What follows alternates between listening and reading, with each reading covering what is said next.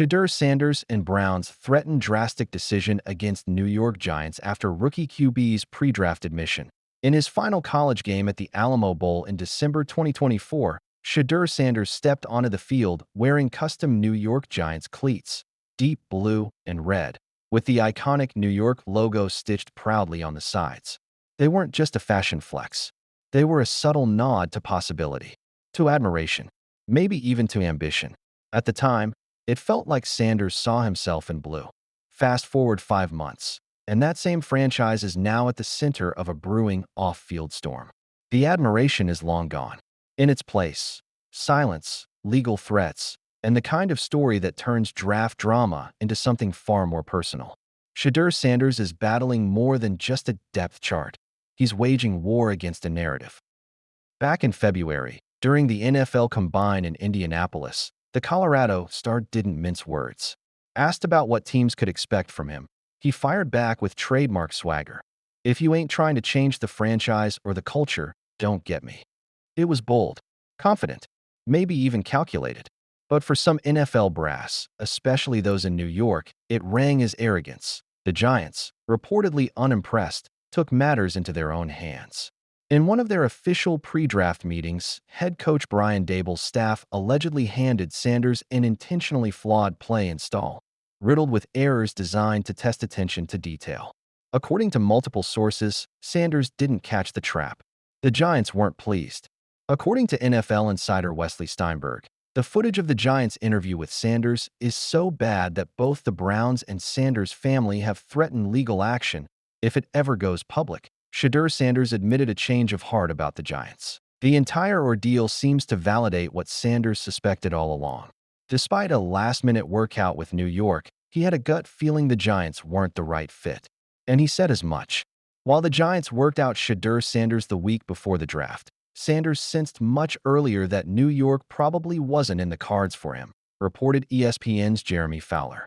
Sanders openly acknowledged during the pre-draft process that he didn't hit it off with Giants coaches, per a source. It's a far cry from his earlier fandom. Once upon a time, Sanders probably had those custom cleats in a dumpster post the opening night of the 2025 NFL Draft. Sometimes reality doesn't match imagination, wishful thinking. An NFC executive told The Ringer that Sanders declined an interview request from another team entirely. Todd McShay later reported that at least one meeting with a top 10 team went poorly. Whether that's linked to the Giants or another franchise remains unclear. Either way, the noise hasn't stopped. The deeper story here isn't just about one quarterback and one team. It's about how far pre-draft evaluations can go. When does testing a prospect cross the line into undermining them? At what point do private interviews become political? And in an era where player image is just as valuable as scouting tape, who owns the version of events that ends up defining a young quarterback's career? For now, Shedeur Sanders is focused on Cleveland, where the QB room remains unsettled and the opportunity is real. But part of that focus involves shielding himself from a clip that could follow him longer than any highlight ever would. His family and the Browns are doing what they can to shift the narrative. A botched meeting has turned into a lightning rod for debate about how teams evaluate talent, how they handle personalities that challenge the mold, and where the line is between assessment and ambush. Favoritism charges fly as ex-NFL player slams 32 NFL teams for opposite views on Travis Hunter and Shedeur Sanders.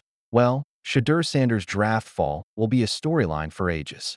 Now, who would have thought that a guy setting top 10 expectations would be a 144 overall pick in the 5th round? But that happened, and now, analysts either criticize Shedeur's brash and arrogant attitude or his blunt honesty, but never his actual performance, as it's more about how he speaks than how he throws. Don't forget he is the guy who went straight at his own team's offensive line when he got sacked 5 times. Of course, when you're able to run the ball consistently, that opens up the pass, you know? Shedeur said, but it looks like straight talk gets fined, unless you're Travis Hunter. That's exactly the double standard this ex-NFL player is pointing at. Look, the Jaguars gave up their 36th overall pick and 126th overall pick this year, and also their first-round pick next year for Travis Hunter, and that's a massive move. But wasn't getting a two-way player a matter of concern in the NFL? Not really. As Jaguars GM James Gladstone liked Hunter's confidence to thrive on both sides. He said, Travis Hunter, he embodies belief. He is a rare person, he is a rare player. But he is also a reminder that the boundaries of football were built to be challenged. And so the decision to select him was actually a statement. A statement for how we plan to move, who we are. And we want him to be nothing more than himself. But suddenly, when Shadur Sanders showed confidence during his combined interview, showing belief in his skills, it became a matter of criticism. Because I know I'm the most guaranteed risk you can take, I know I've done it, so I know what it looks like, back to back, over and over. I've been in situations where I know I had to change my playing style to adapt. I had 6 different offensive coordinators. I'm able to adapt to each one, and the production always went up. It never went down. Shadur said. That's exactly what former NFL QB Max Brown is calling out loud. Bringing out this interesting tangible on his IG account, Brown said, all the stuff teams loved about Travis Hunter is the exact stuff they feared with Shedeur: swagger, confidence, and presence in the locker room. I'm talking about intangibles for Travis. It was a plus for Shedeur and raised red flags. The Jags traded a haul to get Travis at number 2. His swagger sells tickets and jerseys and energizes your fan base, and also makes your DB room just play better, like immediately. Within a couple of seasons, that swagger can extend out to your whole team, Brown added. But when it was for Shedeur, the hate was evident. Now flip it. Shedeur wasn't a 5th-rounder based off his talent. He slipped because of those intangibles. It was the interviews, the vibe, and the internal concern that the brand might be more important than ball, the same level of swagger and confidence. But somehow those traits helped one friend and hurt the other, said Brown. Look, things were already tricky for Shedeur Sanders since the start of the draft. This guy opted out of the NFL Combine and chose to throw at a private pro day that raised many red flags. This raised serious behavioral concerns. Plus, the kind of hate people have for Deion Sanders also pushed him back. That's exactly what former NFL player Damian Woody explained about Shedeur's draft fall. The NFL clearly felt that Shedeur Sanders was a good prospect, but he wasn't what the young people call him.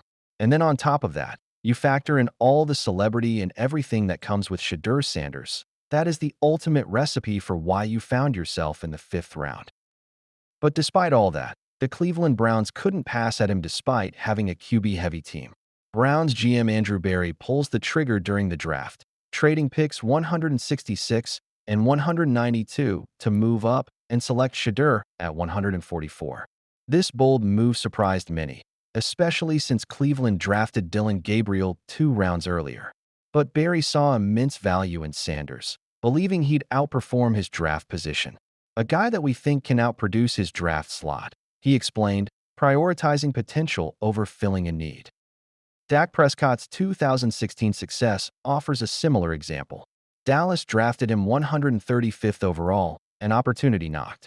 Romo's preseason back injury and Moore's broken leg created a chance Prescott seized.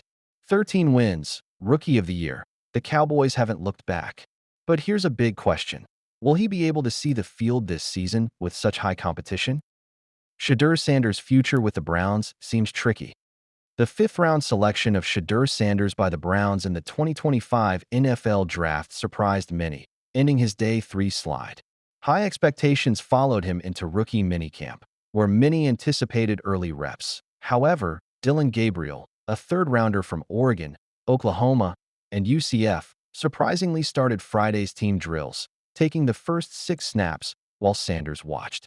Head coach Kevin Stefanski downplayed any significance. I wouldn't look into, really, anything, he said, emphasizing the rotation's insignificance in the competition. Stefanski clarified that the quarterback battle would extend throughout the spring and summer. It's an all-encompassing evaluation, he stated, urging patience. Both Sanders and Gabriel threw roughly 3 dozen passes during drills, showcasing their collegiate talent. Practice progressed through individual drills, 11 on 11S and 7 on 7S. Stefanski praised both, stating, they were as advertised. He adds, there's so much to work on. It's the minutiae of the position. For now, technical refinement trumps depth chart positioning. The Browns boast a veteran-laden quarterback room. Deshaun Watson's serious Achilles injury will likely sideline him for much of the season. In the interim, Joe Flacco and Kenny Pickett are participating in off-season workouts, providing Cleveland with experience and depth. Newcomers Sanders and Gabriel are now working to earn their place. Coach Stefanski views rookie camp as a crucial first step in team building. Regarding first-team reps in OTAs, Stefanski remains pretty cool. "We'll work through that," he says. "There's plenty of reps. There's a lot of time between now and September." He's avoiding premature decisions, preferring a gradual evaluation throughout practices. With 6 quarterbacks and no immediate starter declared, Cleveland intends to let the best player emerge naturally through consistent reps, focused coaching, and a long-term approach leading into training camp.